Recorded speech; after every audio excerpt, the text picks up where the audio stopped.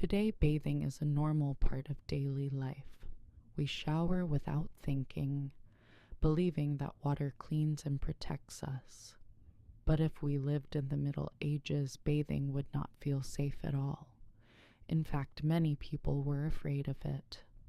As I read medieval records and personal accounts from that time, one thing becomes very clear. People did not avoid bathing because they were dirty or careless. They avoided it because they believed bathing could make them seriously ill. And in many cases, they were not entirely wrong. In medieval cities, clean water was rare. There were no modern sewer systems. Waste from homes, animals, and streets often flowed directly into rivers and public water sources. When people bathed, they used water that had already been contaminated. After bathing, many became sick. They experienced fever, weakness, skin infections, and sometimes sudden death. People did not know about bacteria, but they knew one thing very well.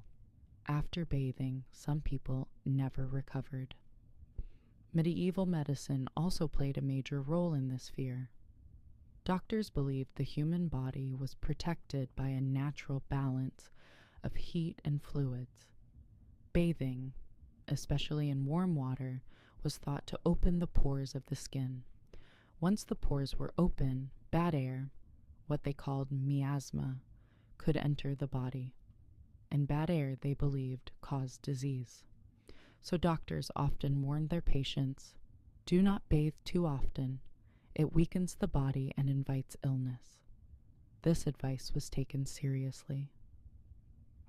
There are written records from the 14th century Europe describing outbreaks of disease after public bathhouses were used.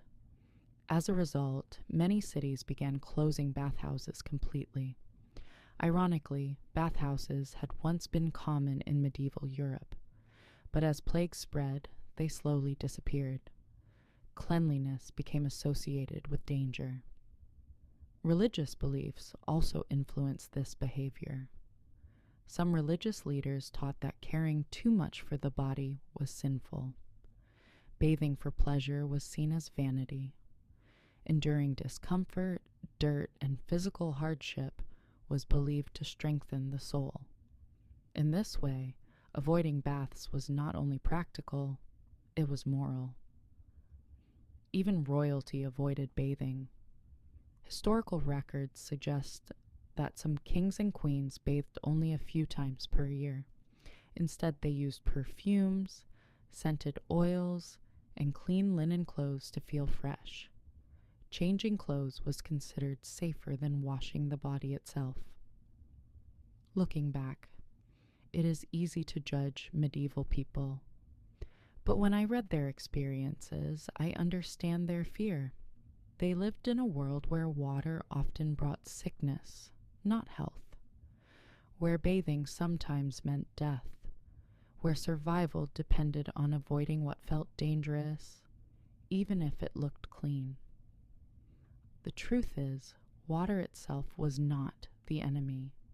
The real danger was the lack of sanitation and knowledge. But without that knowledge, people relied on experience, and experience taught them to stay away from baths. So when medieval people avoided bathing, they were not rejecting cleanliness. They were choosing what they believed would keep them alive. If you lived in that world, and every bath carried a risk, would you bathe, or would you be afraid too?